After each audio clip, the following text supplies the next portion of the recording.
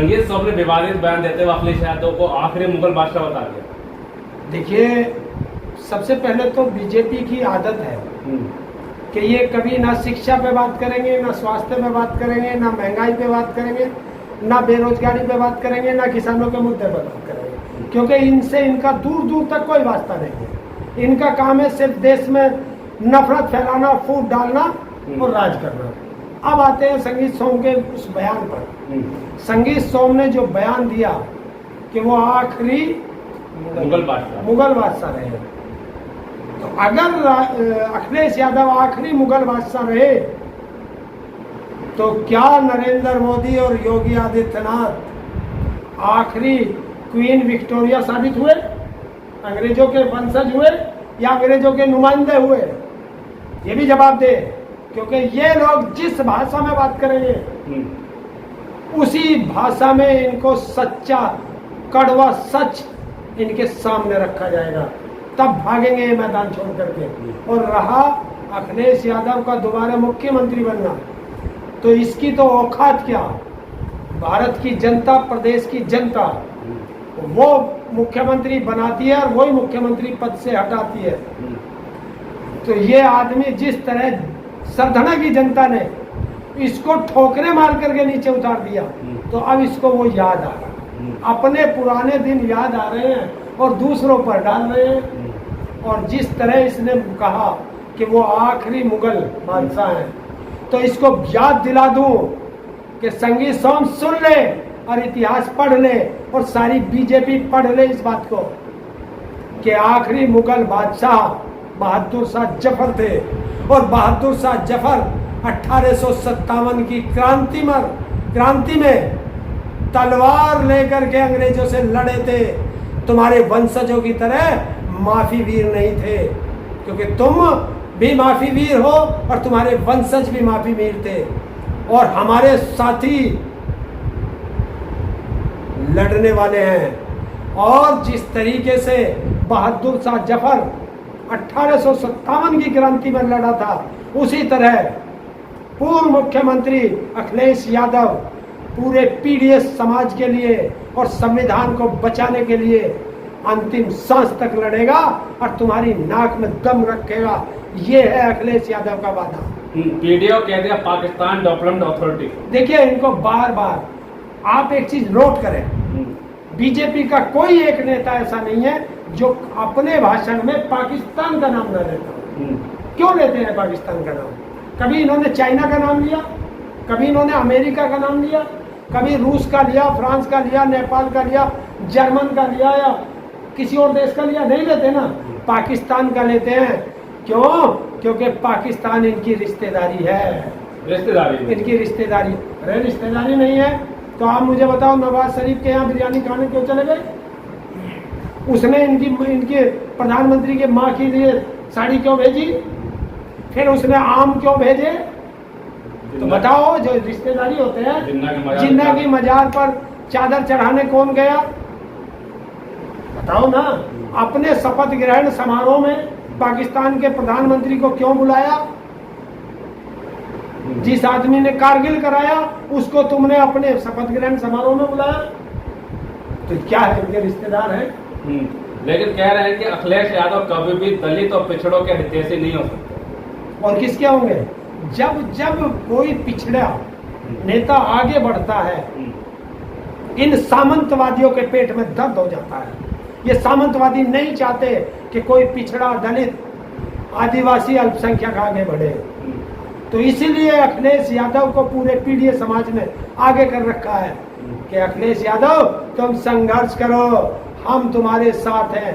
और इसे बता देना कि 2024 के चुनाव में इसी पीडीए ने इनको इतनी पीड़ा दे दी कि अयोध्या से वही पीडीए का एक सांसद जनरल सीट पर आया है जिसका नाम है अवधेश प्रसाद। इनको दर्द हो रहा है।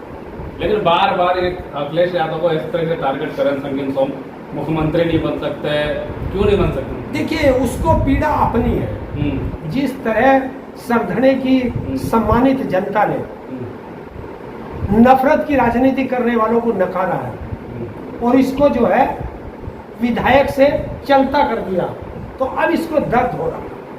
पिछड़े तो ये फिर वो नफरत के बीच बोता जा रहा है। जब समाज में पिछड़े दलित और जो नेता जब आगे बढ़ते हैं, कोई भी आगे बढ़ता है, तो क्या इनको तब भी दर्द होता है? देखिए, पिछड़ों का और दलित हो या आदिवासी हो या माइनॉरिटी का हो, जब कोई नेता आगे बढ़ता है तो ये जो सामंतवादी ताकत है, इनको डर लगने लगता है कि जिन पे हम राज करते हैं, जिनको हम गुलाम बना के रखते हैं, उनमें से अगर नेता आगे निकल गया तो हमारा गुलाम कौन रहेगा? ये हमें गुलाम मानते हैं। क्योंकि लगातार अखिलेश यादव को देखा जा रहा है, चाहे इंडिया गठबंधन की पूरी टीम है, अब संविधान की बात करती है और पीडीए की बात करती है, दलित पिछड़ों की बात करती है।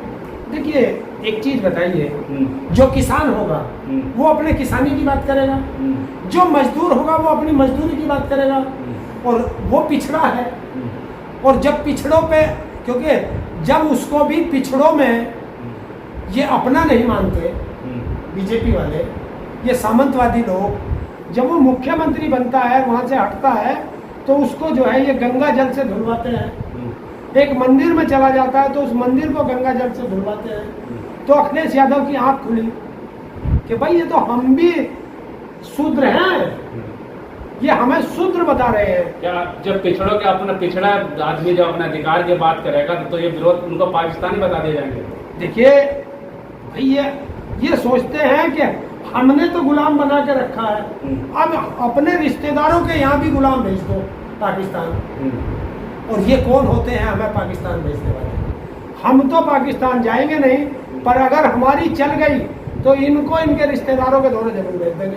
क्योंकि राहुल गांधी, अखिलेश यादव लगातार जिस तरीके से पीडीए एक साथ जुड़ता जा रहा है, और वो उत्तर प्रदेश में नहीं, अब पूरे देश में जुड़ता जा रहा है, उससे ये सामंतवादी ताकत ये हिल चुकी है, इनकी चूल्हे हिल चुकी है, इनमें घबराहट है, बौखलाहट है, और इसी बौखलाहट में ये उल्टा सीधा बयान दे रहे हैं। क्योंकि जब से बात हुई, जिसकी संख्या जितनी भारी उसको अधिकार उतना ज्यादा मिलेगा, उससे ही बौखला गए। देखिए, ये माने काशीराम जी का एक नारा था, जिसकी जितनी संख्या भारी उसकी उतनी हिस्सेदारी, ये माने काशीराम जी ने दिया था। लेकिन जब कोई लड़ाई शुरू होती है तो जिस दिन शुरू होती है उसी दिन वो चरम पर नहीं पहुंचती, तो काशीराम जी ने ये पूरे देश में फैलाया धीरे धीरे, और उसे फैलाते फैलाते जब काशीराम जी की वाली पार्टी की सरकार बनी तो वो भी सत्ता में लोलुप हो गए, और फिर काशीराम जी का ये नारा वहीं दब गया।